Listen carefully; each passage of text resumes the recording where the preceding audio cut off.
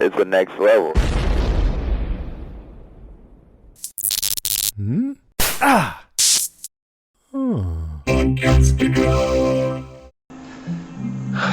How many do we need to blow the hatch? 2 should take care of the hinge. 3 to be safe. Safe.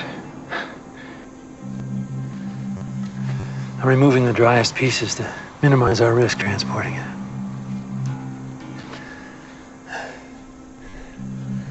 You ever play Operation? Sure. Don't touch the sides.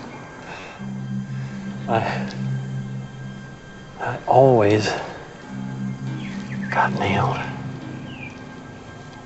on the funny bone.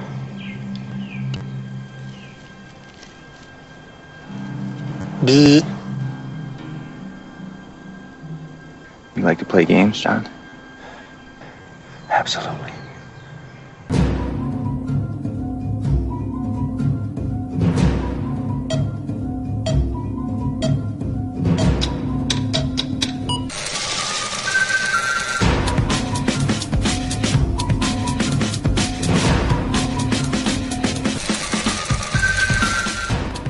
Welcome everyone once again as we head back to that island for another episode of We Have to Go Back, Lost Revisited from the Next Level Podcast Network. I am Ben Beck. And from the Podcastica Network, I am Kristen Howell. This episode, we continue on as we review and break down 2 more episodes of the first season, episodes 24 and 25, Exodus, Part 2, Part 1, and Part 2, Part 3. Part 3, Part 4, and Part 5, Part D. Yeah, it's confusing. Section C. A. Section A, addendum 42. Season 1 finale. Yes. Yeah. It's weird. I mean, you look on IMDb and some other ones, and it's Exodus Part 1, and then there's Exodus Part 2, Part 1, Exodus Part 2, Part 2. And those are the 2 we're covering. Bottom line, this was the 2-hour Season 1 finale that aired on ABC when Season 1 first wrapped up. So I know ABC aired it as a 2-hour finale. Hulu has it as 2 separate episodes as Part 1 and Part 2 of Part 2 Exodus. But we're covering them both this time. We're gonna cover them as ABC aired them, which was the 2-hour finale. So we got a lot to break down in this. My goodness, there was a lot of episode here. Yes. Yeah. We figure without commercials, it's still about an hour and a half. It's basically a mini movie. Yeah. No, it's not even a mini movie. It's a movie.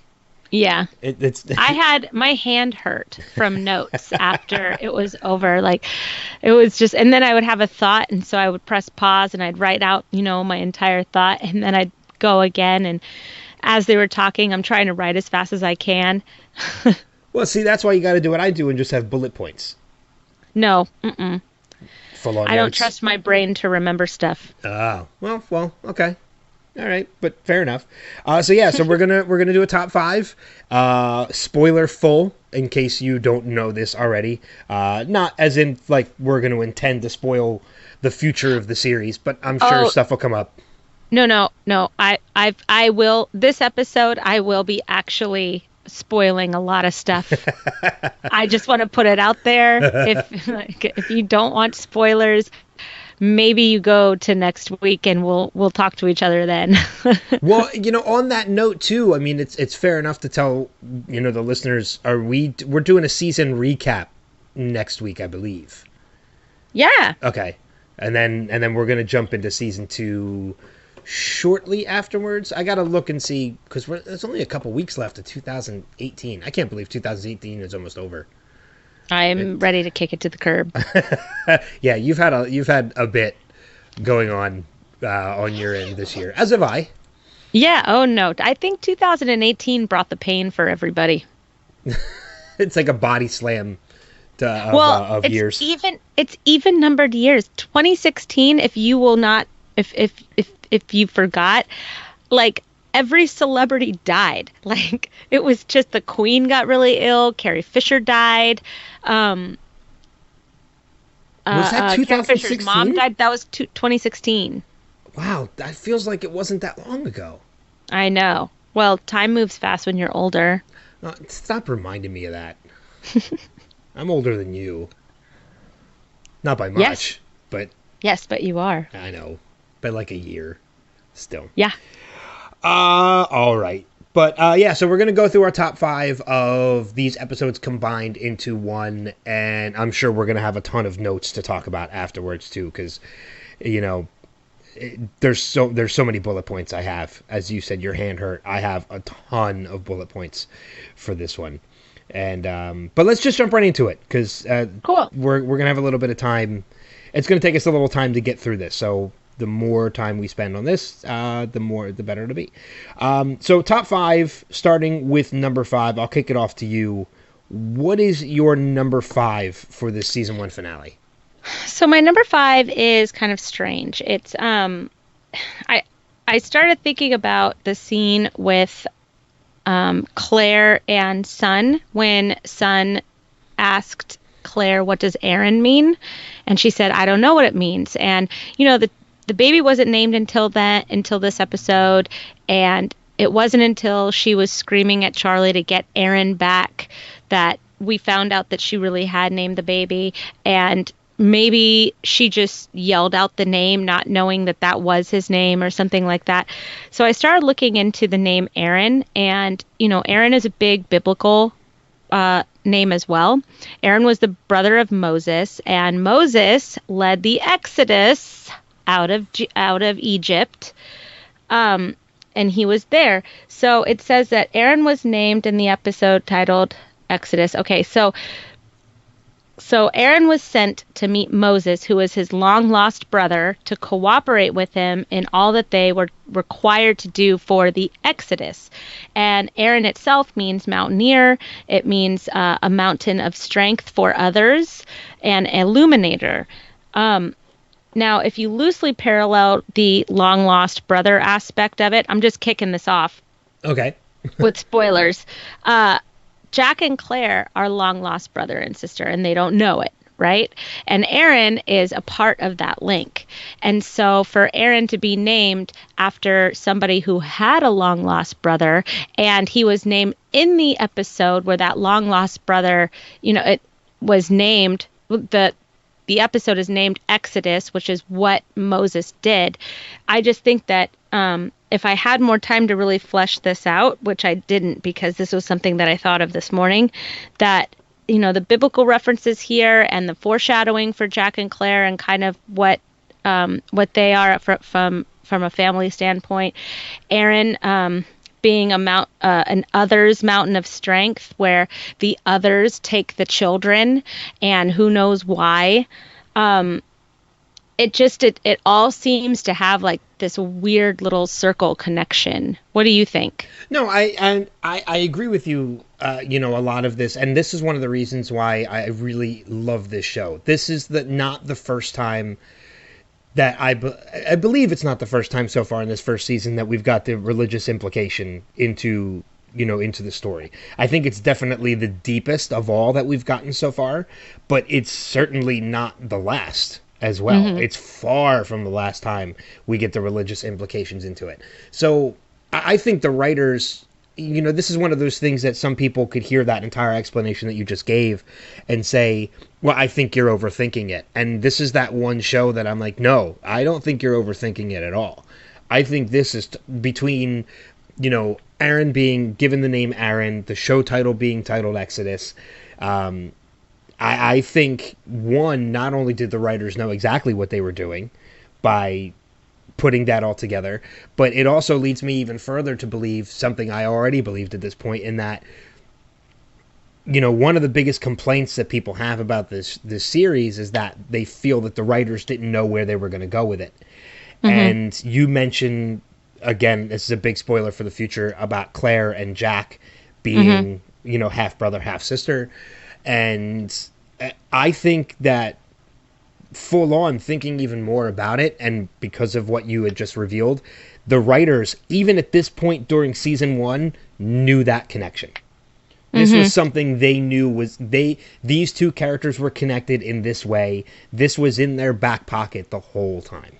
And we knew that Christian Shepherd already from this season, that Christian Shepherd was in town, was in Sydney looking for his daughter. Yeah. Yeah, I mean, so this is something that the writers knew full well this was going to be it, that this was something that was going to happen. So, it's a brilliant way to, one, connect these two characters, and two, still bring in that religious implication. I mean, you look at, one of the two main characters that we're going to meet later, which is Jacob. I mean, you really can't get, with the exception of Moses, you really can't get more of a religious name. Than Jacob. And his relationship with his brother of the Man in Black. I mean, that could be just like Jacob and Isaac, or it could be like Cain and Abel. So Adam and Eve. I mean, when you look at, I think it's like the Man in Black and his mother. Oh, well, yeah. Even though that's mother and son, not, Adam and Eve, but still. So yeah, Jacob and the Man in Black could always be linked to me to Jacob and Isaac, only because one of them, when they split off, one of them was kind of the leading line of Christianity, where the other line was kind of the leading line of, I believe it was Muslim religion. It was either the Muslim religion, I think so, because the Christianity line was the Jewish line until, Jesus was born, and then that kind of became fractioned again. So just when you look at it biblically, my interpretation of it has always been that Jacob and the Man in Black were on opposite ends of each other, much like Jacob and Isaac were in the Bible. Yeah. I mean, I always related Jacob and the Man in Black more to Cain and Abel. Than any other religious ones, but there's no doubt in my mind there's absolutely religious implications between those two characters. And there's always been religious references in this show. They've always taken themes and ideas, I think, from the Bible, which is great, because I think the Bible is you could go in there and you can make any horror film, love film, action film, like anything that you ever wanted to make, it's in the Bible. I guarantee it. But that aside, the way that Aaron was named during this episode, that was titled Exodus, and his link to Claire's link to Jack, I love it when all of that kind of stuff, and that's stuff that doesn't have to come together right now, but that's the beginning of kind of the future of this show, is just laying down those little tiny pearls that can be gleaned from later. Yeah, no, I agree. And it kind of leads me into my top 5 is going to jump all over the place. Cool. I'm just going to go with it, and if they tie together, even if it's something I would put as number 1, but we talk about it as number 5, that's just the way it's going to be.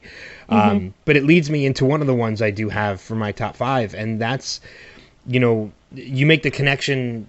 How you just mentioned how there's all these connections being made between religious implications, characters, and things like that, leads me into my number 5, which is going to be the backstories, the flashbacks that we get in this episode. Cool. These are the most immediate flashbacks that we're getting, meaning we're not getting anything further back than the airport before their flight. There's nothing... Oh, for this episode. For this episode, yeah. For these 2 episodes, the flashbacks that we're getting are purely, literally an hour or 2 before they're about to board this plane.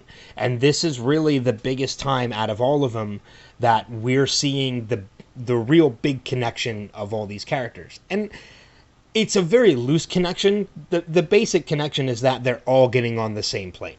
Mm-hmm. But it's when we go into season 2 and season 3, that connection is going to exponentially grow, and we're going to see how truly connected these people really are outside, before they even met each other. Every connection that we have seen up till this point, with Sawyer happens to be in the police station when Boone goes in to file a report on Shannon being beaten, or Hurley on the television set. when Jin goes in to intimidate the guy for Mr. Pig. These can, up till this point, could really only be scratched up to coincidence, if nothing else. But we're going to find out after this. We're taking this scene of them all in the airport of, Hurley passes Arst tries to cut in front of Arst in the security line. And, we find out a little bit more about Jin, which I'll get to a little bit later on, whether it's in the top 5 or in the notes. And that scene with the guy that he meets in the bathroom. And Sawyer still being allowed on the plane. And then, of course, my favorite one of the ultimate bad luck that Hurley has of he really should not have caught this flight. And he ends up catching it anyway, only to crash on the island. Hurley's flashback was my favorite out of all of them. Bribing the guy for like $1,600 for his scooter just to get to the plane and everything else.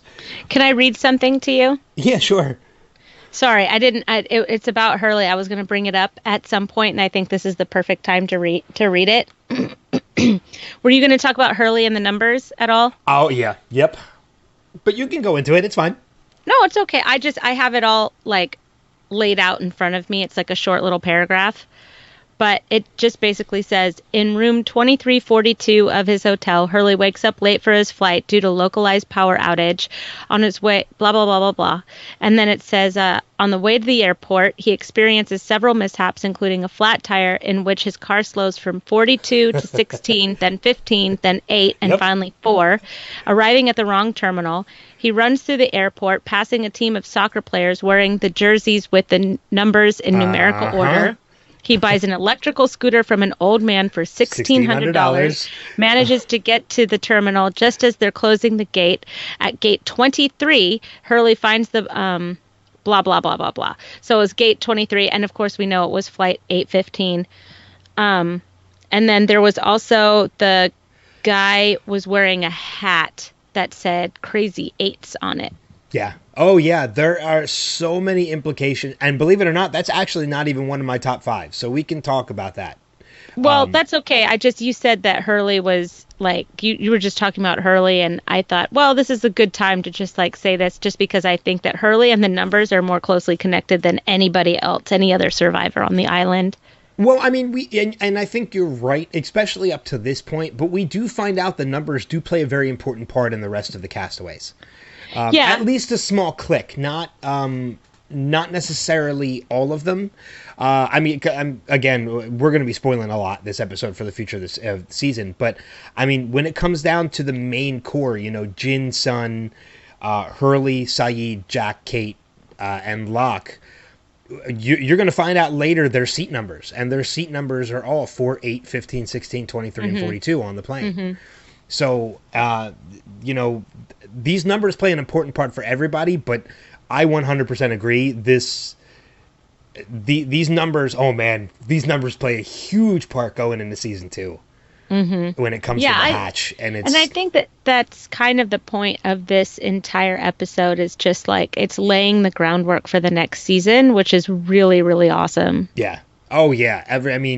The characters that we're going to meet next season and, the new locations and everything, I really can't wait to jump into it. It's going to get turned up to 11. Yeah, very quickly, too. Mm-hmm. Anyways, go on with your number 5. I'm sorry for interrupting you. No, it's totally fine. But, yeah, it's just we're going to, again, all these flashbacks that we've seen so far and the short little connections that we've seen in other characters can be scratched up to coincidence.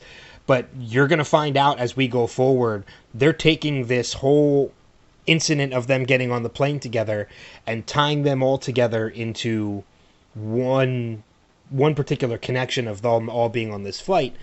That's going to grow exponentially, and you're going to find out how connected these characters really are going forward. And it's such a fun journey that I really can't wait until we dive into it a little bit more. I agree. So, but that's my number 5. What about you? Let's moving forward. What about your number 4? Well, it's really funny that our numbers are kind of flowing into each other because this is a good time for me to bring up the theme of resolve. So I started making a list of just because these characters seem to all have like a lot of resolve. And I noticed that I was using that word a lot in my notes. And when you say that Hurley shouldn't have been on that flight, it's funny because I put that he had resolved that he was going to be on that flight. And he did everything in his power to get on that flight, showing that he had a lot of willpower. And when he decided that he wanted to do something, he was going to do it. Much like Locke, who all of a sudden the wheelchair was missing from the plane. And Locke was like, he found out that he might not be able to get on the plane because this wheelchair had inexplicably gone missing to get him on the plane. So he, completely set his dignity to the side and he allowed himself to be carried onto the plane because he had resolved he was going to get on that plane. Don't tell me what I can't do, right? Yeah. And then Jin was getting on that plane because he had resolved that he was going to fix his marriage and he was going to leave Mr. Paik, which proved that was going to be a little harder with the meeting he had in the bathroom. But I have a feeling that he would have been able to, maybe he wouldn't have been able to escape Mr. Paik if they had already found out that he had planned to escape with Sun.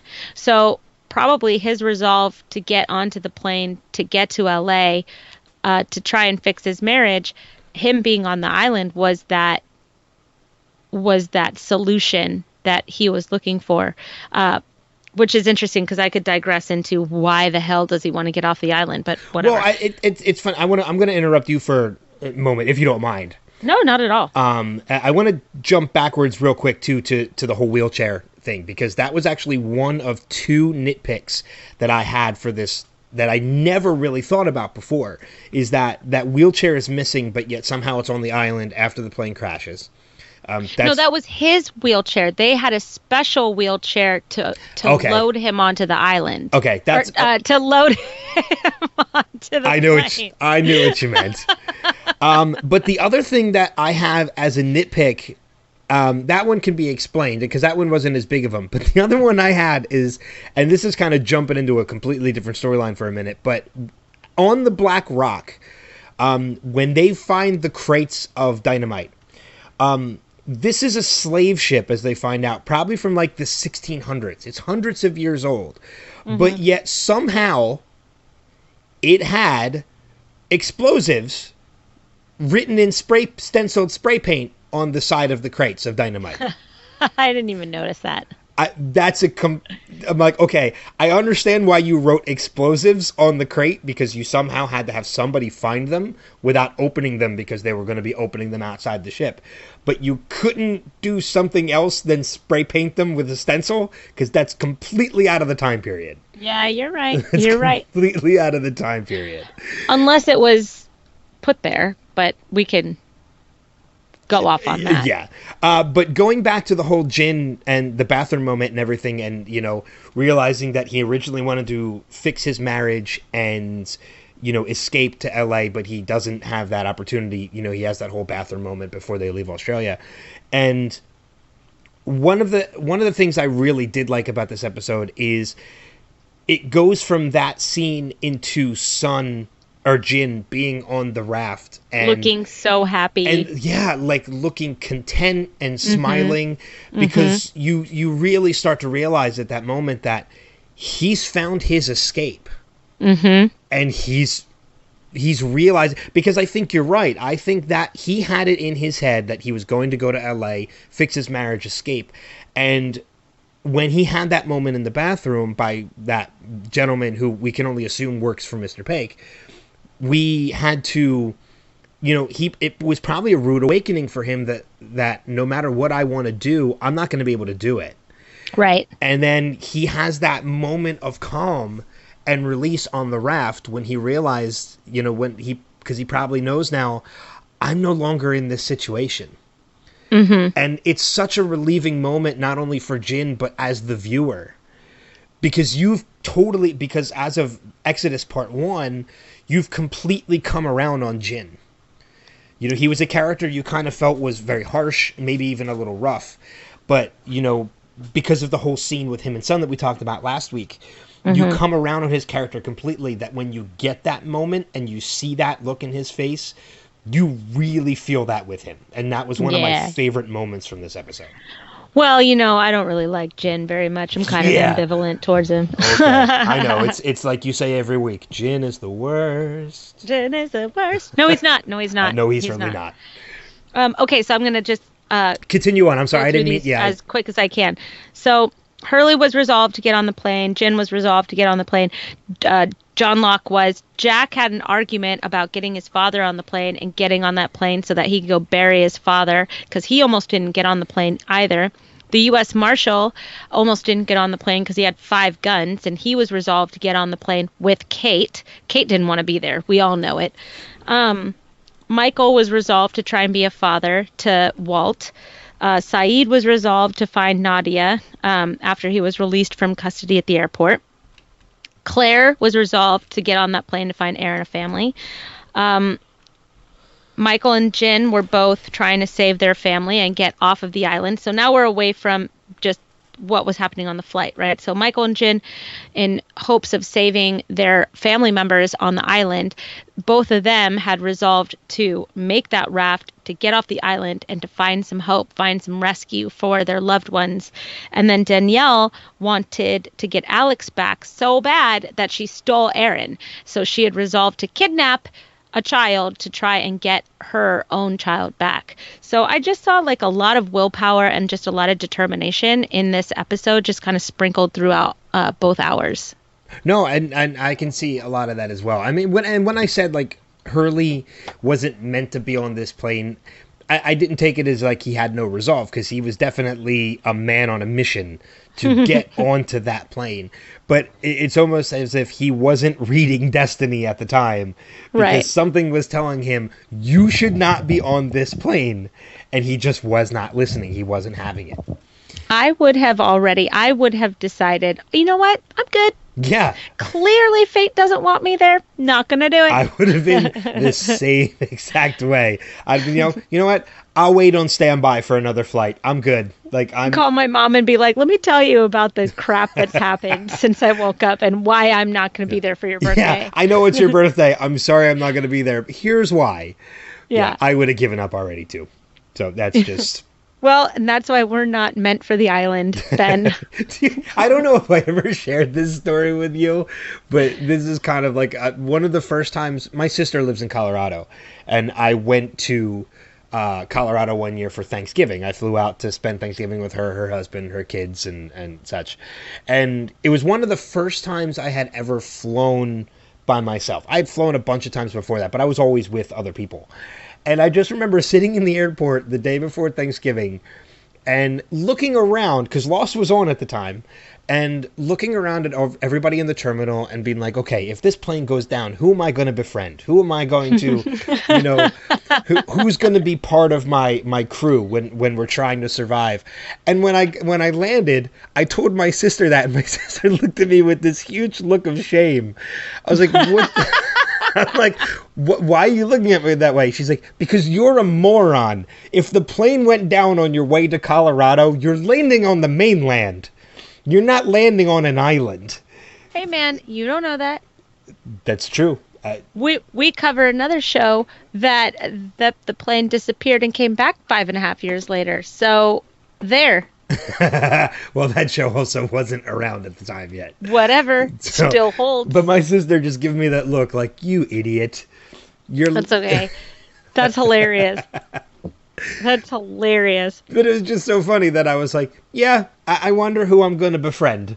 And but that's the mindset that some people had because of this show. And I was totally fine with it. I was sucked in. I was hooked in. I love that. Well, that's my number 4 was just the theme of resolve. So okay, you know what? I'm gonna piggyback on that a little bit, and I'm gonna go my number 4. And we have now been introduced to. We talk about the islands testing people, and testing their resolve as it could be at a number of times, and we have now been introduced to what is going to become in season 2 Charlie's biggest test. In that, we see the scene with him running with Saeed to chase after Danielle. Again, jumping into resolve, Charlie has that resolve in him that he is going to get Aaron back. Doesn't matter what it takes. And we see the extent of what that he goes through with that too. I felt that. What? Oh my God. Are you talking about the gunpowder? Felt that. Yeah. I watch it. I'm like, and I watch a lot of horrendous shit on Game of Thrones. And I just sat there and you didn't even have to see it. You just knew it was horrible. You heard the scream and you felt his pain from the scream. And he's dead set that he's going to bring Aaron back. He doesn't care what it takes. Gets hit in the head with rocks from Rousseau's trap and busts his head wide open, and Saeed, being the soldier that he is, kind of flashes that wound flashes it shut with gunpowder, and that's something that's harsh to kind of imagine happening. Well, if that's not resolve, I don't know what is, and that wasn't even in my list. But yeah, Charlie was resolved to find Aaron and save the day, and you know what, and the beauty of that whole thing is too that there are other characters in this on this island. There are other people on this island who know Charlie's resolve without Charlie having to prove it. We get that moment with Sun telling Claire, if Charlie says he'll bring Aaron back, he's going to bring Aaron back. What a beautiful thing to say too. Especially to a grieving mother at this point. Mm-hmm. And you could tell at that moment that she believes her. She believes Sun because it calms her down.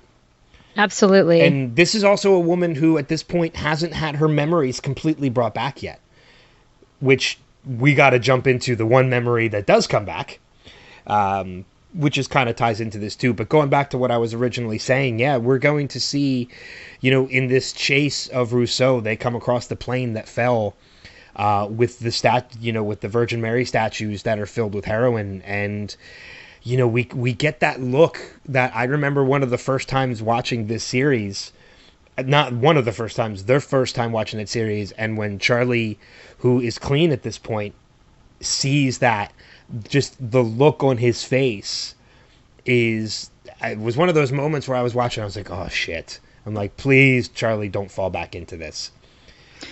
And you knew that it was hopeless.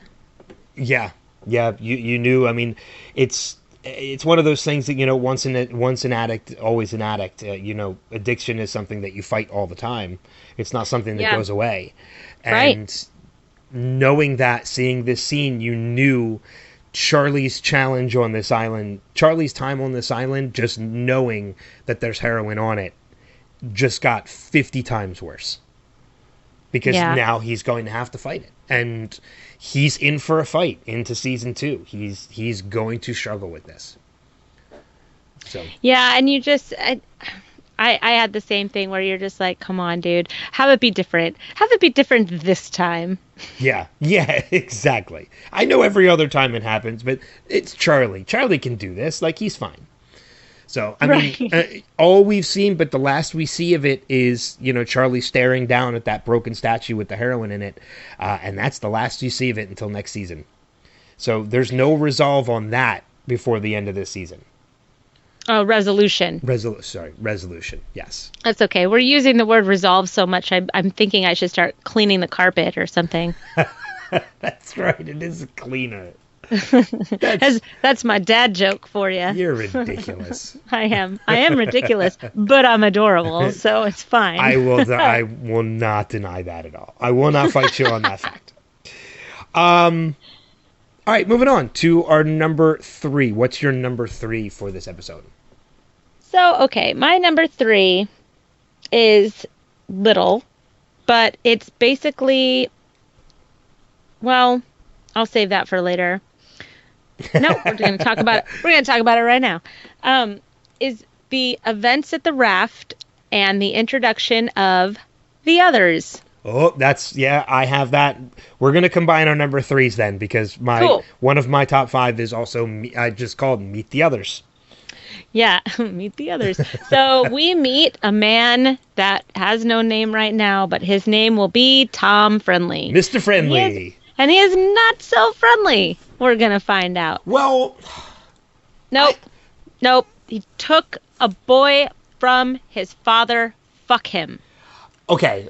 And then blew up his boat. He did it under orders. Okay. Don't care. I'm not defending the actions at all. But I think you are. But there are moments, because we do find out quite a bit about Mr. Friendly as the show progresses. He does become a pretty predominant character. And there's one scene in particular of, oh God, you are going to love this. This is going to feed right into what you've been saying for a while. Jack is the worst! Because there is that scene later on of Jack and Mr. Friendly having a football catch. And oh God, I didn't even think about that before I was ready to bring it up. But now that I am, that feeds right into you saying Jack is the worst. I'm telling you right now, Jack is the worst. Okay, he was kind of okay in this episode, and I don't have a lot to add to Jack is the worst for this, for once. But there's a little bit of Jack is the worst. And we'll get to that in our notes section. But no, you're right. He is certainly not a good guy at this point. No, it's just, and I remember the first time I saw this episode where, the boat came up and they're like, "Go, what are you doing all the way out here?" And they're all celebrating and I'm like, "It happened. Yay." Because there's also that music playing in the background. That's like a very hopeful very hopeful song. Completely fuck with you in this scene. It's so crazy.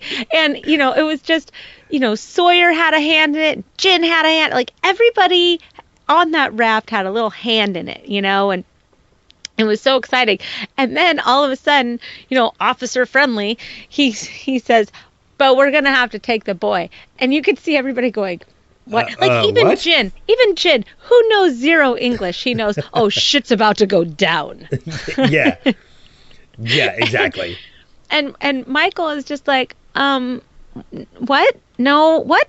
And then just that last image. And, when I first saw this show, I wasn't a parent. Now I am a parent, right? And as you see Walt being taken off of the raft and they're going away into open water, right? And he's like, "Dad, help, please, Dad, help me."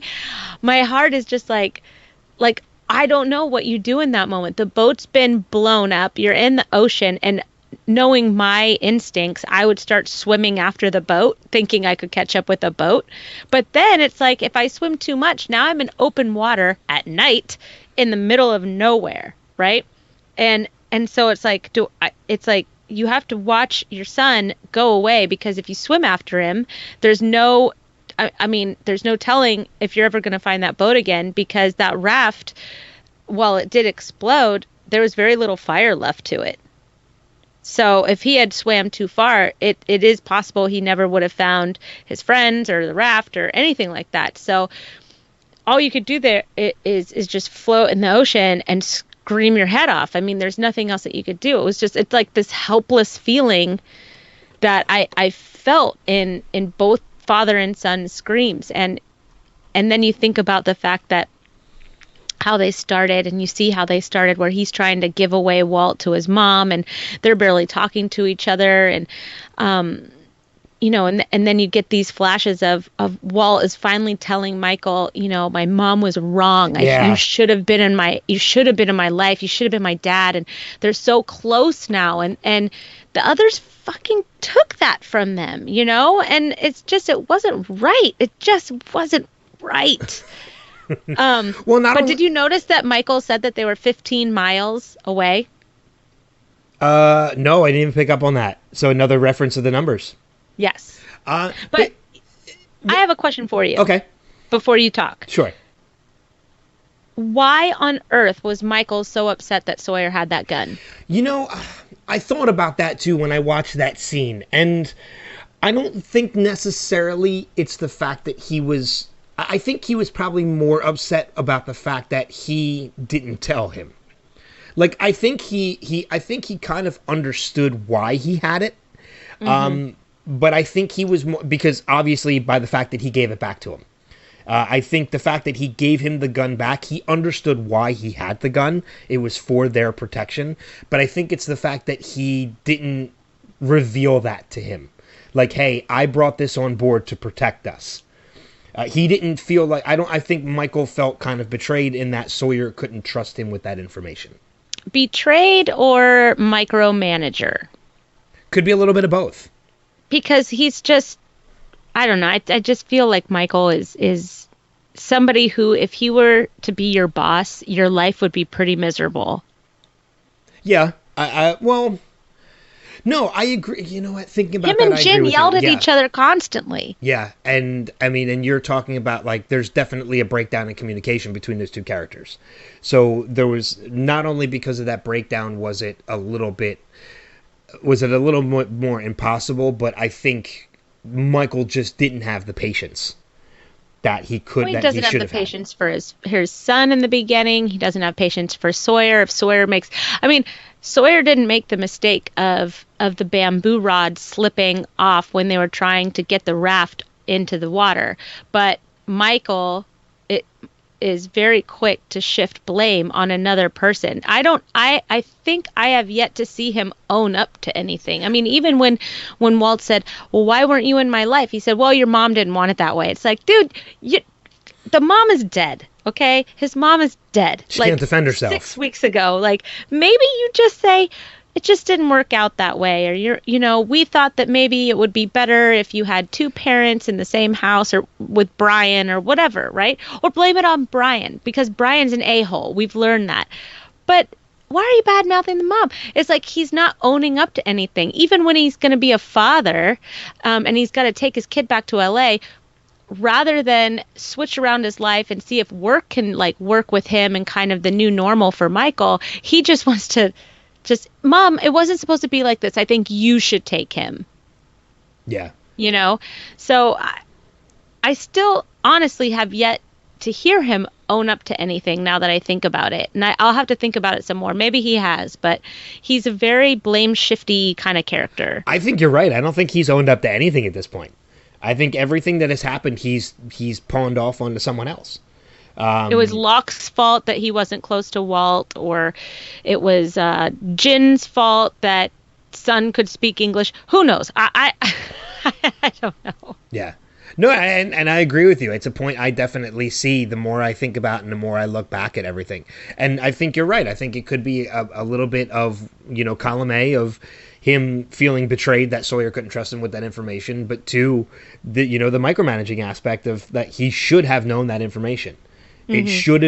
He should have been privy to that the moment it happened. Or not only that, but Jack should have trusted him with the gun over Sawyer because it's his boat. Mm-hmm. So I think it is. I think it's a little bit of column A and a little bit of column B. So okay, I'll roll with that. But keeping on with the others a little bit, this is the first time that it's weird because the show kind of played a little bit of a misdirect for a very short period of time, in that Rousseau made it known that there were others on this island, and then everybody started to believe that there were others, and then the story of the black smoke with of that's how that they're coming, and with the whispers of take the boy, and Danielle thought that it meant the baby, but take the boy probably most likely only really meant Walt. Oh, I don't think there's a probably to it. I think that's exactly what they meant. Okay, cool. Because, you go with, we have to take the boy, and then that's exactly what Mr. Friendly says. We're going to have to take the boy. So I think that's exactly what they meant with the whispers. I think Rousseau read the situation wrong, and I don't think it's ever revealed whether or not she was really the one that lit the fire. Because Charlie accuses her of that flat out. Like, you lit the fire to kind of lure them here so that you could take the baby. He also calls her pathetic in her weakest and worst moment, much like that girl called him pathetic in his weakest moment before getting on the plane. Yeah. Yeah, which is a big reflection of, a big deflection on Charlie's part. Another blame shifter. Yep. But you know what? I don't hold Charlie as guilty of it. I think Charlie was acting purely in a moment of rage. And the fact that he kind of looks at Aaron almost as his own. And he was not just protecting Aaron for Claire's sake. I think he was protecting Aaron for his own. For his own I would well-being agree as with well. that. You know, he looks to himself as kind of a surrogate father to Aaron. So, but jumping back to the others, this is one of those moments, you know, Charlie goes on that whole rant as you set the fire yourself. There really are no others. And as viewers, we kind of start to believe that because Wait, Jack said that when? No, Charlie said that. Thank you. Yeah. Did I say Jack? I think so. Oh, if I did, I apologize. I meant Charlie. Well, you're not forgiven. Oh, sorry. Oh, well, I just apologized again, and I'm not forgiven for that either. But yeah, there's, you know, Charlie accuses Rousseau of, you know, saying, you know, you lit this fire yourself. You're nothing but a crazy person. You did this to steal the baby. And it's done in such a way that as a viewer watching this for the first time, you probably start to believe that. And then you get that next scene of them on the raft and, you know, the setting off the flare and the boat coming to them and the music behind it of hope. And then you're struck with that immediate moment like, oh shit, these are the others. They're real. And shit's about to go down. We're going to have to wait 4 or 5 months to find out what the hell it is. Yeah, but you know what? The first time I watched this show, I did not think that those were the others. I thought that they were like Deliverance. Really? Yeah, I mean, Tom Friendly, he looked super Deliverance-y, and there were 2 shadowy figures in the back, and they went off into open water, and they blew up the boat. Like, now, as I'm older, and I see that it was like a makeshift bomb, it wasn't a real bomb, it was some sort of, Molotov cocktail that they had concocted, and, and you know that there was no way that they could have even gotten off the island anyways, blah, blah, blah. But at the time, I thought that the raft plot and the hatch plot were going to be 2 separate plots moving forward. And that I just never for 1 minute thought that that was the others at the end of the first season. Oh, see, I had the intention that it was. I thought that it was the others. See, and this was at the time that I took this show for face value. It wasn't until really the second season that I realized that we had like a super duper mystery on our hands. Yeah. I thought we were watching more of a drama than a puzzle. And then once you shift your brain into puzzle, then you can look at the first season again and be like, oh, okay, so I was really stupid. Well, I don't think you were stupid in not believing that. I think, I really don't know if we knew what to believe at that point. And that's one of the ways that shows really work that well, in that, they build up that mystery, especially during a season finale, because they want you to be wondering until the show returns what the hell was going on. So I don't think you were stupid to not believe that. I think it was left up to interpretation at that point. We just saw it in 2 completely different ways when we saw it. Yeah. Especially when we find out a little bit later that, the whole Deliverance look is completely made up. They're fake beards and fake dirty clothes. They live in normal houses. And again, they have book clubs. Yes, they have book clubs and kitchens and they bake for each other. And it's a literal community. And, we'll find out about it a little bit later on, too. The only other thing I want to make mention of about the others, Mr. Friendly in particular, is I remember watching this series for the first time and actually being excited. We talked about this before we talked about this last week with Michelle Rodriguez, in that you don't bring an actor of their level in unless they're going to be an important character. Yes. And MC Gainey was another one of those actors for me, in that I knew who MC Gainey was from movies like Con Air and Leap of Faith and a bunch of stuff he's done in the past, Mighty Ducks and things like that, that when I saw an actor of the level of MC Gainey playing this guy who's coming up to the boat, because we didn't know his name yet at this point, I knew he was going to be an important character. And I was looking forward to that because I was always a fan of MC Gainey. That's right. He was in Mighty Ducks. I totally forgot about that till right now. He was Emilio Estevez's limo driver.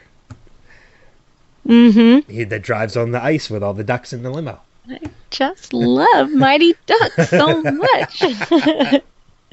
So I was actually excited to see MC Gainey coming into coming into this series. And because this was another one of those series, like, now we're so tainted by social media that we know of castings before they happen and things like that, and they become news stories. But back when, in 2004, when this show had first launched, that wasn't as pertinent as it is now. So we didn't really know who was coming into the new cast. We were excited about it when we saw it for the first time. So, or maybe we did, it was published, but we didn't have as much access to it as we do now. So I would agree with that. It was always fun when we got those little surprises. So, but that's a shared number 3 from the both of us. What about your number 2? So my number 2 was the Take the Boy plot twist, but I am prepared to switch it up and talk about the dynamite. Okay. So one thing that I do want to mention about the dynamite is the Clue callback with the short end of the with the sticks and how they were matching up the sticks. Like, the way that they, like, Jack and the way that Locke and Kate looked at each other and they matched the sticks, I immediately thought of the movie Clue. It's when you and me, honey bunch. Yeah. And so I just I had a good little chuckle there just because it was wonderful. But so I have a big fat problem with Jack. I know you do. I understand that he was trying to protect Kate, and I think that that's really sweet. But to tell her that, it was a wasted trip and you should just go back or something like that because she wants to help out and take the dynamite. Then he lies to her and takes the dynamite anyways. And the way that he staggers everybody, he puts himself in front and then Kate and Hurley, and then he puts Locke in the back. So the 2 backpacks with the dynamite are as far away from each other as they could possibly get. And then I don't know if you noticed this, but when they were going across like a rocky little area, he was holding the back of his backpack the entire time, like really carefully. But it turned out that Jack was right, because when it was time to run from the black smoke monster, Kate continued to wear her backpack. Okay, I'm glad you brought that up. Dynamite. I'm glad you brought that up because I was going to bring that up in defense of Jack with your argument. I was going to let you finish your argument, and then I was going to bring that up and say, as bad as that is, Jack was proven right that Kate was not responsible enough to carry that dynamite. Hey, man, I'm willing to let that go. I'm willing to say that Jack was right in that. But then later when Kate was like, hey, man, what was that? Blah, blah, blah. Instead of having a conversation about the dynamite, he decided to deflect it to, we're going to have a Locke problem. And I need to know that you have my back. And she's like, of course I have your back, Jack. Why wouldn't I? And it's just like, oh, my gosh. Like, what? So because Locke thinks that he and everybody else has been placed on this island, and it goes right to the beginning of the episode where Hurley says, how does something like that get here? And Danielle goes, are we on the same island? Yeah. It, like, everything that they've seen, everybody, all the whispers, him seeing his dead dad in the jungle, and just all the crazy connections that have been happening, polar bears and black smoke monsters that they were just chased down by. He can't open his brain enough to think that maybe they are there for a reason. And he not only completely tells Locke that he's wrong, but now he's going to go start some shit with Kate. And he's like, hey, we're going to have to take Locke down. I need to know that you have my back. It's like, bitch, just because he's not a man of science like you, and you are too pig-headed and narrow-minded to see that maybe there's stuff that you don't know about, it's just, he's the worst. Well, he's the worst. But you know what? At the same time, I know how you feel about Jack, and I've already defended him once, and you kind of beat me to the punch with the whole dynamite, and proving that Kate was not responsible enough to carry the dynamite. Mm-hmm. He does bring up another good point, and I'm going to use this as his defense too, and that he says to Kate at one point during this entire conversation, look, everybody looks up to me to be this leader of this group, but yet everybody questions when I make a decision. And he's absolutely right. If you appoint somebody as a leader, it means you trust in their decisions. You shouldn't be questioning every single thing that they do. Otherwise, don't look to them as a leader. Well, maybe it's time to get a new leader. But if that's the case, stop putting the responsibility on Jack. Hey, I'd love to do that in more than just the fictional setting. But right now, it can't happen. So... right now, they're kind of stuck with who they're stuck with. They are, but I mean, you shouldn't. But he gets too volatile too quickly, and yes, I'm still talking about Lost. He gets, because that could have bled into other aspects too. But he gets too volatile too quick. He gets too volatile too quickly, and he's like, you got to stop second guessing me. And it's like, well, stop making stupid decisions. I mean, stop. He's not open to other people's opinions. He's not collaborative. What he says goes. I mean, he's kind of a bulldog. But this is also the guy that you've put in charge. I didn't put him in charge. I know you didn't put him in charge. You're not on the island, you dope. I meant these characters. They put him in charge by him being the one they constantly go to for answers. And they for help with all these and help with all these situations. If you wanted him to just be the island doctor, then just go to him for medical advice. Don't look for him about how to deal with Rousseau. Don't go to him about where we should live, the island, the beach, or the cave. By going to him with all these decisions, you ipso facto, you made him the leader. But wouldn't you say that Kate and Locke and Saeed are just as much leadership figures of this group of people? Yeah, I think they're. I think so. It's why more, isn't that he can't have like a small council? I think he should. Yeah, well, that's what I'm saying. Like, it can't be all on him. And so if there are other leaders in the group, like if Saeed says something, he takes it very seriously and he considers it. But if Kate says something, he passes it off as something that, this crazy woman is saying. And all he really wants from Kate is for her to agree with him at all times. And that's it. Other than that, just stay quiet. Thank you. Well, and I think part of that is because Kate has also shown her irresponsibility. And I think that's the only reason why he You mean like trying to looks open up a box of dynamite with a pickaxe? Well, that's one. And then giving her an explicit order that if anything happens, or we run into this, drop your bag and run. And she doesn't do that. But Jack does. Killed everybody. Everybody would have been dead. So, I mean, I think, we look at, the explosive effect that dynamite had on Dr. Arst. You've got some arst on you. Arst. That is still one of my favorite lines from this entire series is you've got some arst on you. That and Hurley's thumbs up to Walt on the plane are two great moments of the episode. Yeah. But I mean, you look at, how volatile that dynamite really was.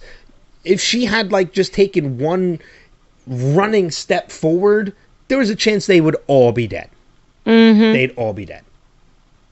So, but it kind of leads me into this kind of all still really actually ties into my number 2 beautifully. And unless you had more of yours, I don't want to cut you off. If you had more to go I got into. to bitch about Jack. I'm good. Hey man, you get to do that every episode. You're happy. I love it. It's awesome. Yeah. But yeah, I mean, you mentioned the whole, man of science, man of faith, and there's no beating around the bush this time. It's said. There are words that come out of Locke's mouth. You were a man of science. I have faith in what that destiny brought us all here.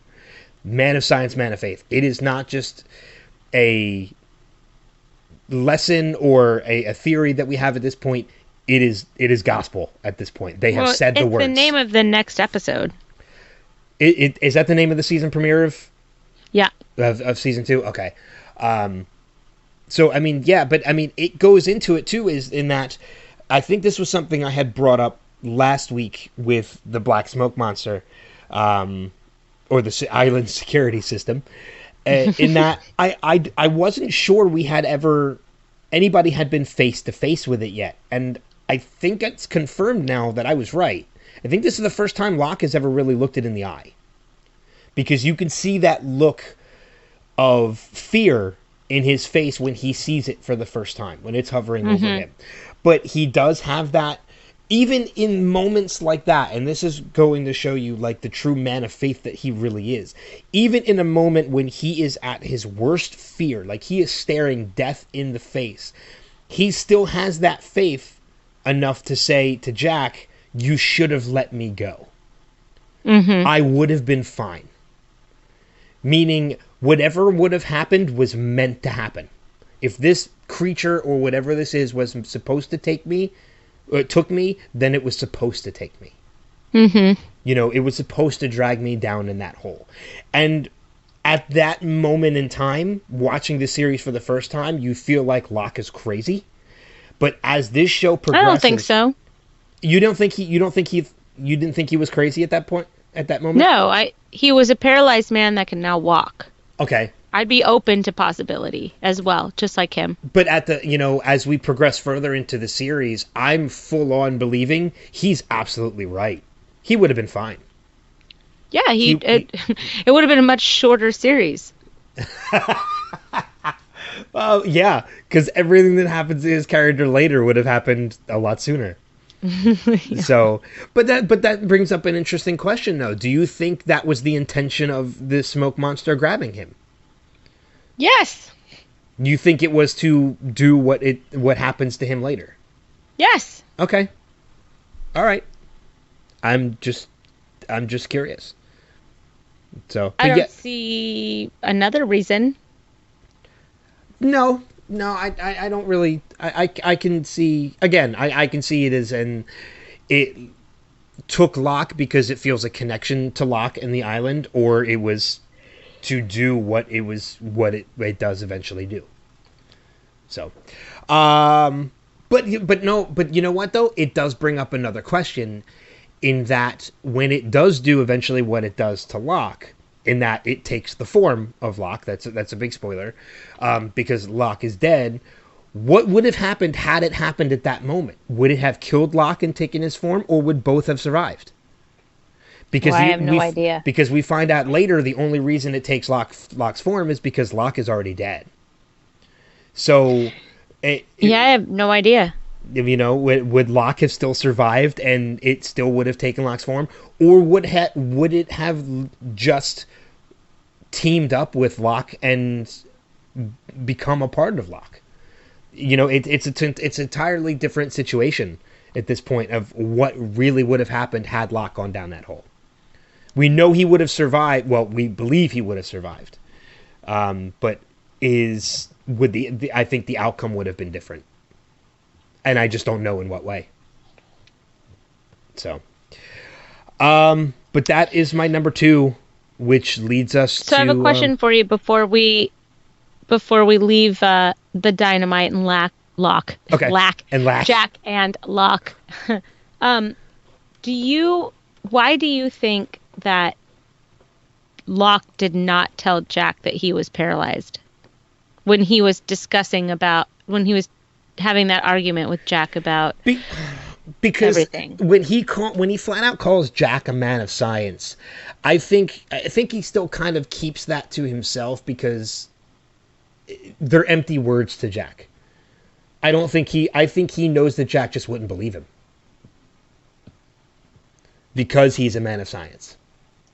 Or Jack would come back with the argument, well, there has to be an explanation. Yeah. I think he just wouldn't. I think he feels like he just keeps that to himself and doesn't tell Jack because he feels like Jack would just would try and come up with something to explain it, and there really isn't any other explanation to Locke other than his faith. Yeah, and why would Jack think that again?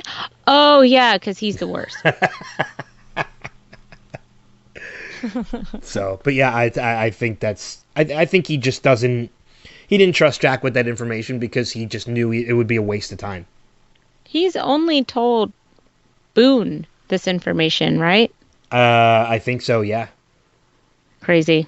But I mean, you also look at too, like it's a weird situation to be in to look at, because you go back to when they actually first got the dynamite from the Black Rock, and they were looking at, who was going to get it and who was not.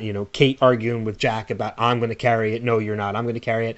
Locke's the voice of reason that says, look, let's just draw straws. We don't have time to argue about this. And I think it's because, again, going back to that whole he's got faith, and that whatever's meant to, we'll let fate decide. He says that with the drawing of the straws. Mm-hmm. And that he's going to let fate and the island decide which one of us is going to carry this dynamite. So, and he kind of puts that right out there by saying, we're just going to draw straws. Let fate decide. We don't have time to argue about this. Right. As in, there's no point in arguing about this. Yeah, you're right. So, but that leads us down now to our number ones. And most of my biggest ones I've already covered. My number one is not as big as some of the stuff we've already talked about. But yeah, my number... It's on you. Yeah, go for it. Yeah, so my number one is actually, it's... we've already kind of touched on it, and that was just kind of like the flashbacks and the present. So just kind of how...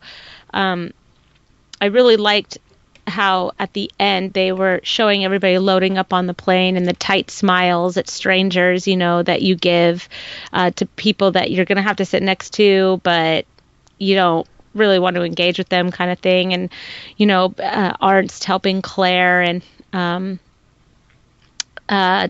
Hurley smiling at Walt, and Jack and Locke looking at each other and smiling, and then getting and then sitting down in their seats. And it goes with that music that they're playing, it goes right into Hurley, Kate, Jack, and Locke running towards the hatch after it blew, I believe.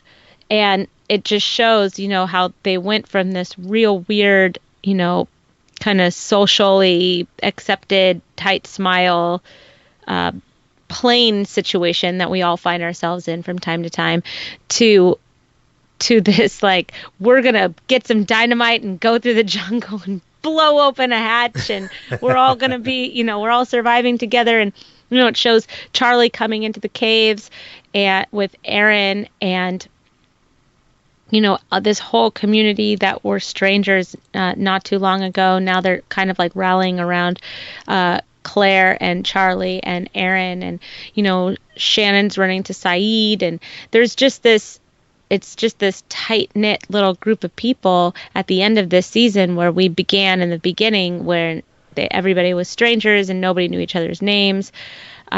So I just really liked seeing that. We got to see Hurley, Jin and Sun, Locke, Boone and Shannon, Saeed, Kate, Sawyer, Charlie, Claire, Arst, Michael and Walt.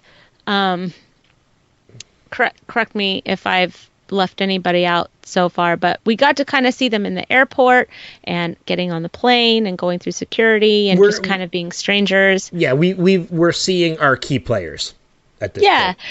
Yeah, and two dead people. Yes, and one who's not necessarily a key player, but I think was fun to throw into the mix, because it kind of, what you're saying, funnily enough, ties into my number one again as well. Is it that Arst is an asshole?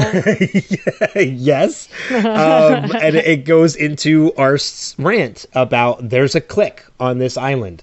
The Japanese guy's not catching fish for anybody but you. And, I don't know about you, but the rest of us seem to have lost weight while we're on this island. Like, he is a total jerk off in that scene.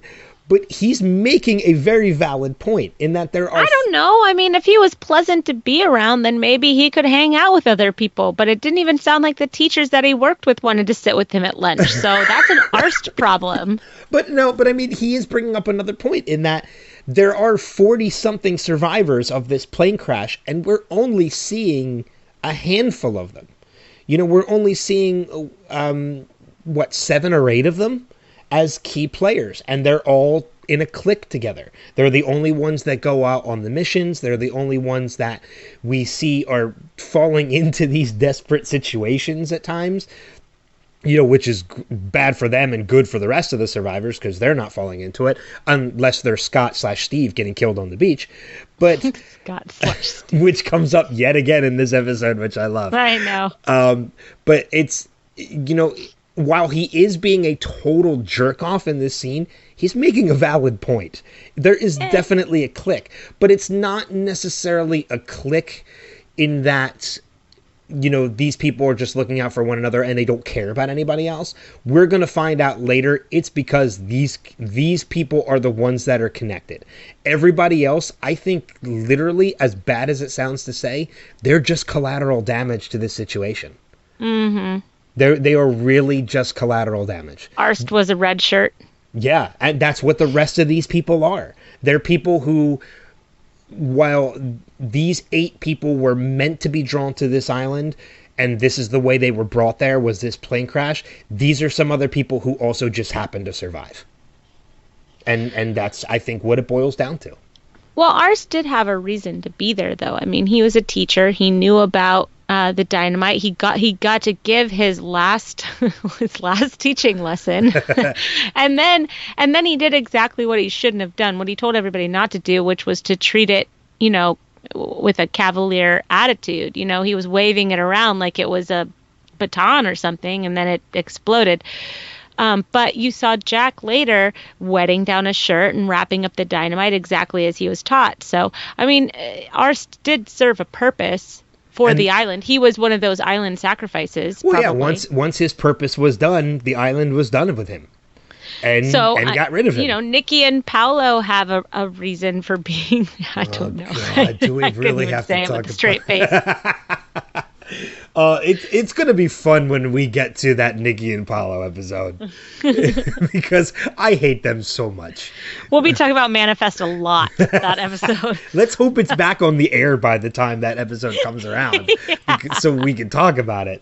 That's a good idea. But yeah, it's one of those situations that's going to be fun when we get to talk about them. Yeah. But yeah, I mean, it seems like once the island is done with you, it cuts the fat, it trims the fat, and it finds a way to get rid of you. So unless you're one of these 8 people, the Oceanic 6 plus 2 or 3, how many? Plus a lot more. Yeah, I think there was definitely more than 2. Mm-hmm. I mean, you had the Oceanic 6, and then there's Michael, there's Jin, Desmond. Who else stayed behind? I can't remember, but there's more. We'll get there. More. Yeah, there's definitely more. But yeah, that's gonna wrap it up for my number 1 as well. I do have a couple other things that we kind of haven't touched base on that we can kind of talk about in the notes. Yeah, I do too. One of my other favorite moments from this episode is the Jack and Locke moment with them grabbing the dynamite and talking about playing the game Operation. And I thought Locke was I thought they were both hilarious in that scene. Like, Jack is like, "Wait a minute," and Locke looks at me and goes, "Yeah, okay." Like, he just. Well, not only that, but we get that moment with them lighting the dynamite too, where Locke is determined to make this happen. Hurley is running at them. Don't light it! Don't light it! What's Locke do? Lights the fuse. Like, he's determined to make this happen. He doesn't care what anybody else thinks. They're blowing this door off the hatch. Yeah. So, but that moment with them talking about playing the game of Operation, and the moment he lifts the dynamite, and Locke's just like, zzz, and you see Jack jump a little bit, it was hysterical to me. That was really funny because Jack is pissed. He is so pissed, and Locke's just having fun with it. He just looks at him like, ha ha, gotcha. But that's Sucker. Exactly what I would be doing. Is I would be in a really high anxiety situation like that. I would be doing my absolute best to make as big of a joke as possible, just to try and cut it just a little bit. I mean, you kind of have to. Yeah, well, Jack saying, "Wait, stop," and Locke is just like, "Yeah, okay." Like, you can see both of them are like, "I don't want to be here, man." Like, we just saw someone blow up in our face. He's still got a chunk of him on his back. I mean, it's one of those that whole scene from coming out with the crate to Arse blowing up to them wrapping the dynamite and everything. it's a very serious situation that's handled very lightly. And I mean, even with Arst blowing up, it's one of those moments where, like, with Hurley just leaning up and just be like, dude, like, yes, that really just happened. He's like, he like exploded. Yes. Exactly. It's like, and it's one of the, and all the chunks of him just raining down on the rest of him. So gross. And you can just kind of see the look in Hurley's faces and like, yeah, that just happened. I'm kind of not surprised at this point. With everything else going on this island, why should I be surprised that somebody just blew up? Yeah, it's true. But, we talked a little bit about Danielle and taking Aaron. We talked about that a little bit. We did mention that I did want to say one thing about that, though. Sure. Was not about Danielle taking Aaron, but just I cried twice in the 2 episodes, and they both had to do with Claire. And the first time it was when Claire was running through the jungle and just wailing and pleading for Charlie to bring back Aaron. And I just, you think about how the fact that he's like, what, a week old at this point or something like that. So she's filled with all of those postpartum hormones, which are terrible. They really mess with you. And her baby's been taken, and she doesn't know what she's doing, and she doesn't think that she even deserves to have him in the first place, kind of thing. And, just listening to her, just this guttural pleading to Charlie, I like burst into tears. I thought it was really, really well done by Emily. Emily, yeah. DeRavin. Emily DeRavin. Yeah. There you go. Her. And then when Charlie comes back and she runs and she's reunited with Aaron, and you can see that the 3 of them have now become a family with this one gesture from Charlie. And it gets me really excited and really sad about their future, because it's going to be rocky before it's all the way over. But I just love the 3 of them. I love it that, they kind of represent what being on that island means. They were 2 complete strangers, and now there's 3 of them at the end of this season, and they have really kind of pair bonded all to each other. And I think that was really beautifully done in this episode. Well, I think it also says a lot too for Charlie's character in that, he definitely went through a trauma when he killed Ethan. He did it to protect Claire, and we understand why he did it. And he definitely went through a trauma afterwards. He was in a dark place afterwards because he killed somebody. But when the moment arises that it comes to defending Claire and defending Aaron again, he makes no hesitation. He goes right to Sayid and says, I need a gun. And when Sayid questions him on it, like, you killed somebody, he's like, no, I killed a murderer. Or I killed, like, a kidnapper. Or no, I think he does say murderer. He said, I killed a murderer. Yeah. So, I mean, it doesn't matter what he's been through in the past. When it comes to protecting Claire and Aaron, there's no pulling punches with Charlie. Yes, I agree. He will step up and he will do what needs to be done. I mean, he goes to Sayid for a gun. He follows Sayid into the woods. When Sayid tells him to rest, he's like, no, I'm not resting. Let's do this. When he gets hit in the head with rocks and he's bleeding profusely, he becomes a soldier. He literally becomes a soldier by telling Sayid. Yeah, and by telling Sayid, like, you're a soldier. What do soldiers do when they're wounded? And Sayid, flash burns him to close the wound. So Charlie has become a soldier at this point. Yes, and I soldier for his family, yeah. Yeah, and I think not only does that work out best for them because he's able to rescue Aaron, I think in some ways it builds a mutual respect with Sayid. Yeah, I can see that. I think Sayid has some more respect for Charlie by the end of this. Because not because of the lengths that he'll go to, but because of why he's going to the lengths that he does. Mm-hmm. He's not. I'll agree with there's that. no quitting Charlie when it comes to Aaron and Claire. Which is really beautiful because he is very weak in other aspects of his life, and he's actually very cavalier with his own life. So it's nice to see that that he loves and respects and cares for these two people as much as he does. How bad did Saeed not want to put gunpowder on Charlie's face? Well, because I think he didn't feel like Charlie could handle it. Few people could.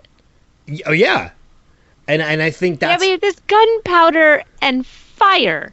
Well, again, that leads me to my point of why I think there's now a mutual respect between. I think Saeed has built a respect for Charlie, because again, there's no quit in Charlie when it comes to that, and So Charlie's kind of like Chandler, and he's really great once you get to know him. Well, yeah, I can see that, but I think it goes a little bit deeper than that, and I think you made a good point in that he wasn't very much a strong character. And I think that kind of reflects in all the flashbacks that we've seen in Charlie. Like, even when it comes to Drive Shaft, when it comes to Drive Shaft, being in a band, his brother Liam, and everything that he went through with Liam, I don't really think there was ever anything in Charlie's life that he had worth fighting for. Everything was worth, he could lose anything at any point. And I think this is the first time in Charlie's life he has something worth fighting for. In Claire and in Turniphead. And I just like calling him Turniphead. I like Turniphead better than Aaron. I think the next friend that we have that has a baby, we should send a onesie that says Turniphead on it. There we go. But I think this is the first time in Charlie's life he has something worth fighting for. And he will go to any extent to fight for it. I think even more than Drive Shaft, even more than his own brother, he has the one thing in his life that he will go to the ends of the earth to protect. Yes. I agree with you. So, I absolutely agree with you. The only other note I have, and then I'll turn it over to you for anything else that you have left, and it's just something humorous that I love, is there's the whole scene with them marching to the Black Rock, and Hurley going through his list of what he hopes is in the hatch. And I'm laughing because 90% of what he lists turns out to be in the hatch. Yeah, I had the same thought. From soap to clean socks to, televisions, not necessarily with cable, but Twinkies, because they have like 80 years, they'll survive for like 80 years. 90% of what is on that list is in the hatch, and I love it. Well, and when Locke laughs, he says, I like Twinkies too, and then he says, I think hope is in the hatch, and when he said that, I go, yeah, Hurley just said hope. He just said it in more words. Yeah. Exactly. He said Twinkies. He said hope. You guys are on the same page, okay? You just wanted to be cute and vague, and Hurley just told you what his hope literally meant. Yeah, he just described what makes up his hope. That's all. Exactly. But I'm watching that scene and hearing the list of things coming out of Hurley's mouth. I chuckled at every one because I'm like, yep, it's in there. It's in there. That's so funny because I had the same moment. I was like, oh, Hurley, you're going to be so excited when you go in there. Anything else on your list of notes before we go into the feedback? Yeah, so the only thing that I really have is that I noticed that in the airport scene with Jin and Sun, when Sun accidentally spills the coffee on Jin, and he stands up and he says it's all right and he's going to find the bathroom. I noticed that from Jin's perspective in this, the way that we saw this scene, Jin seemed a lot softer and not as harsh. And from Sun's part, when we saw, I think it was the first part of the finale last week's, with Sun being able to hear the two people speaking English and kind of getting that running commentary, plus Sun being so nervous because of what she's hearing and trying to, also take care of her husband. But he seemed a lot colder and disconnected. And then when they shifted the focus, it was just a shift. He seemed like, no, it's okay. I'm fine. I'm going to go to the bathroom. I'll be okay. And I don't know what made that scene different, but it felt different. And I felt like from Jin's point of view, it was something else that was happening, and they left out the conversation with that couple who were still there in the scene. So it was just interesting to me, just the difference in the two scenes, and I'd be interested to know if you thought the same. I do think the same thing, and I think a lot of it comes down to, again, we kind of touched base on it a little bit earlier, in that we get the scene of Jin breaking down last week in Exodus Part 1, and we kind of flip that switch, and we're back on Jin's side again. And I think what it comes down to is, last week when we first saw that scene was before that breakdown. And now that we've gotten that breakdown, we look at Jin differently, so we saw that scene differently. I think that's one of the reasons why that the writers even replayed that scene, is because they wanted you to see that scene now from a different perspective. Right. And well, it was even shot at a different angle too, from Jin's side of the table rather than Sun's side of the table. It was just it was something that I wrote down that I just thought was really interesting. The other thing that I wrote down was that the Black Rock ship. Okay, I have a vague memory, because I told you it's been a really long time since I've seen this show. I have a vague memory of us getting like a scene on that ship when it was a ship. Oh, we do. Okay, good. I just wanted to make sure that my memory wasn't betraying me. We not only get a scene on that ship when it is an actual ship in the water, but we get more in the Black Rock on the island. Right. Okay. Yeah, this is far from the last time we will see that ship. Right. I just wanted to make sure that I was thinking of that particular memory of them, because I've seen a lot of movies and TV shows that have black slave ships on them, right? So yeah, it's like Amistad. Yeah, kind of. Yeah. No, and then I couldn't remember if like Mr. Echo was on that ship, but I was like, no, that seems wrong. Yeah, that's definitely wrong.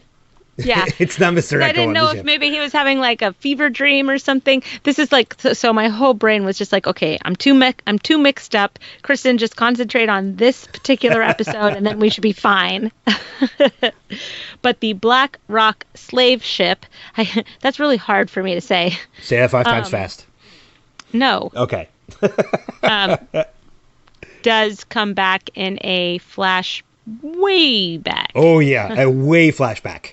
A way flashback. Exactly. Yeah, we will see that at some point during the series as an actual ship. And I think not only do we see that as an actual ship... I love having fuzzy memories of this show. Well, that's the beauty of it, is like having seen this show multiple times through, I'm still discovering new things every time I watch it. Right. And not having seen it in as many years as I have, it's really fun to revisit and know what's going on, but at the same time, I've got a lot of details fuzzy, so it makes it fun to rewatch in that sense. Because with Game of Thrones, I know the whole thing by heart, backwards and forwards, up and down, and so this is a much different rewatch, and I really enjoy that. And I'm actually looking forward to when I was rewatching this and watching all the scenes on the raft. There's a particular moment in season 2, episode 2, that I distinctly remember. I had literally just bought a TiVo over the summer, so it was my introduction to DVR before all the cable companies started carrying their own. TiVo was literally the first DVR. And I remember it was one of the first times I ever had that instinct to use it, because there was a particular moment of something that happened while I was watching it live, and I just remember, like, I don't care if this is live, I need to rewind and see if I just saw what I think I just saw. Cool. And I'm looking forward to when we get to that episode and when we talk about that moment, because it turns out I was right about something when that happened. And it was great because I remember talking to people about the show the next day and being like, did you see such and such? And they're like, no. And I had to remind them of it and even show some people on my DVR that moment, which was really cool. Oh, cool. Vindication. Exactly. Cool. So, do you have any other notes? No, I'm done. Okay. Then I think it's time we move on. We actually got a good discussion out of a 2-part finale, but I figured we would too. Yeah. So, we have some feedback. Our friends Steve and Des have left us voicemails once again. And so we're going to start with Steve, and we will play that now. Are you on the same island as I am? Love that line from Rousseau when they're talking about when Hurley asks how the ship got there, or Arts asks how the ship got there. Just so many things that made me chuckle in this episode. And as annoying as Arts was, he didn't deserve that. Really, really. I loved the conversation he has with Hurley about the fact that even though he's a teacher, he still had to deal with the cliques and. Back to your conversation, I think from the previous episode, doesn't he end up with Rose and Bernard at the end of the series? I mean, I know we're spoiler full, so it shouldn't be a shock to anyone to learn that Rose and Bernard end up staying on the island when this is all over. I loved the Hurley flashbacks in this episode. I think that was probably my favorite part of this episode. Um, Loved Saeed.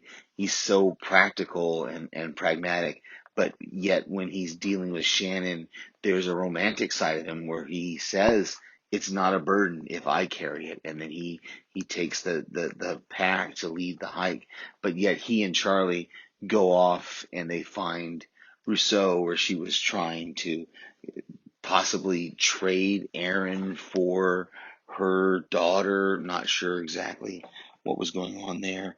And I'm excited for the rest of this series rewatch. I really am, because to see it now and to see how they really did have a plan. They knew where this was going, and maybe they didn't know it was only going to be 5 seasons, but they definitely had an idea of what they wanted to do. And so just excited to hear whoever you guys get to interview. Ben, it was great to meet you in New Jersey. Can't wait to meet you again. And Kristen, can't wait to meet you at some point in the future. All right, I'll be listening. Thanks. I love Steve. I do too, and I was gonna say, if he didn't mention it during the voicemail, it was. I finally got to meet him this past weekend at a meetup at a Podcastica meetup in New Jersey, which was a lot of fun. That's so cool. Yeah, I'm jealous. I wanted to go. I know couldn't you did. go. We wish you could have been there. We really did. I got pictures of shots being taken, so that was good. Yeah, I was not in on those shots. Yeah, I know. But I got offered. I just turned down because of I'm not really. Because you're not that good of a friend. What? That's not. I'm just true. kidding. That's not true at all. I'm just kidding. But I'm glad that Steve has come around on the whole idea that the writers actually did know what they were doing with this. Because again, I mentioned that earlier. That's one of those things that was one of the biggest complaints that people had with the show, is they felt that they didn't know. The writers didn't know where they were going with the show. And I disagree with that completely. I think they had a plan for this series. And it went, the 6 seasons that they told it, not the 5, unfortunately, that Steve mentioned it, 6 seasons. But they totally knew where they were going with it. They had a plan. They might have faltered in the plan every once in a while, but they had a plan, and they executed it to the best that they could with the time that they had. Agreed. So I love, too, we didn't even bring it up, but about the whole romantic side to Saeed. And, if I carry it, it's not a burden. There really is something really romantic about that line. Well, he's romantic. When he's not shoving bamboo under people's fingernails, yes. Yes, there has to be a soft side. Yes, the softer side of Saeed. Aww. That's another series. That's so sweet. There you go. It's a spinoff. The softer side of Saeed. Yeah, it's just, I love it when Steve leaves voicemails, too, because there's always something in there that we might have forgotten or we just want to revisit. Like Hurley's flashbacks, because they were so much fun this episode. I agree. We do have another voicemail, this time from Des, so let's go ahead and play that one right now. Now. Hey guys, just realized that it's Thursday and I'm probably already too late. But I thought I'd call in with my notes on this episode. I actually took them over 2 weeks ago, so I'm just going to read through them really quick. Loved it Danielle's line, "Are you on the same island as I am?" Yeah. Um, Arts pointed out there's 40 other survivors. They're people too. So I guess this was them setting us up for Nikki and Paolo. Thank you. The art explosion. I knew it was coming, but it gets me every single time. Let's see. Saeed allows Charlie one hit. That's it, just the one, And I gotta say, Jack, you're the only doctor. You should not be, anywhere near dynamite. No. The cave set, for some reason, always makes me think of Land of the Lost. Jack saves Locke from Smokey. Does he get a thank you? No, just a little bit of attitude. And one thing I did notice in this episode, which I'm sure everybody else notices too, it seems like someone is actively trying to keep Hurley off the plane. So do you think maybe, I don't know, the Man in Black had something to do with it, or just coincidence as opposed to fate? I don't know. Okay, well, I'm going to let you guys go, and can't wait to hear season 2. Thanks, Des. Okay, I have a couple notes from Dez's voicemail. First off, we need the copyright art explosion. Yeah, that was great. That's great. I love that term, and I wish we got more of arts exploding just to use that more. But as Steve mentioned, arts didn't really deserve that. So, note number 2. For somebody who defends Jack as much as he does, Des, you are just feeding Kristen's fire of Jack being the worst. The worst. By saying he's a doctor, he should not be around live dynamite. I agree completely. But you're just throwing another log on the fire for Kristen. That's all you're doing. Don't feed the beast. And the only other note I have is, even though I couldn't avoid it in our own discussion, God, now Nikki and Paolo are being brought up in voicemails, and it's, oh God, I like it that everybody knows that the Nikki and Paolo episode sucks. I know, it's great. I love it. I can't wait. I'm not looking forward to, but yet can't wait to talk about that episode. Yeah, it should be fun. Yeah. But I think that's just about going to wrap it up for this episode. As I said, next week we're going to do a little bit of a season recap. It might not be as long of an episode. We're just going to probably point out some of our favorite moments from the season and kind of break it down a little bit. If there's anything additional that we might want to bring up for the season. And who knows, maybe one of these interviews will pan out between now and then as well. But it's don't know if that's going to happen by the season recap. Maybe the week after. We shall see. Yeah, that's just about it for the podcast. We definitely want your feedback going into season 2. And if you have any additional notes from season 1 that you'd like to hear us talk about when we do the season 1 recap next week, please send us the feedback our way. There are multiple ways that you can do that. First, you can contact us on Facebook at facebook.com/Lost Revisited. We are on Instagram at Lost Revisited Pod, where I recently threw up a post. A poost. Post. Oh, God, I can't tell you how much I post on Instagram. You can, of course, email us at lostrevisitedpod@gmail.com.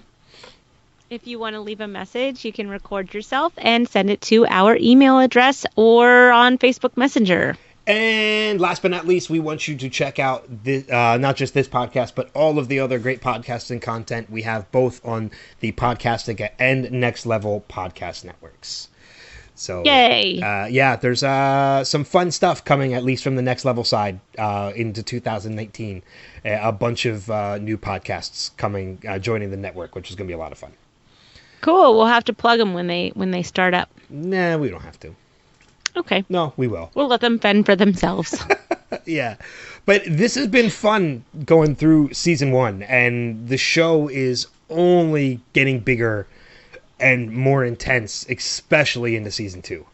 So yeah, this has been really fun. I've been very much enjoying doing this, and this is just relaxing and fun, and it just feels like I get to hang out with my friend Ben. So Yeah. I'm cool with it. And I know we were talking a little bit about this before we even started recording, but this podcast, hopefully, even when we're done with the Lost rewatch, we have other ideas.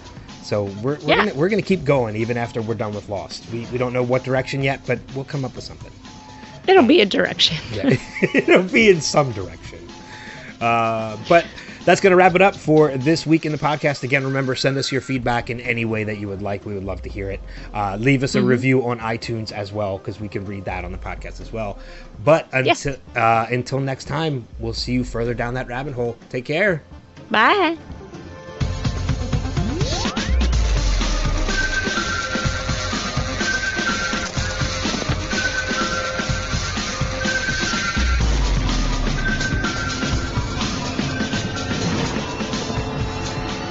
We have to go back, Kate.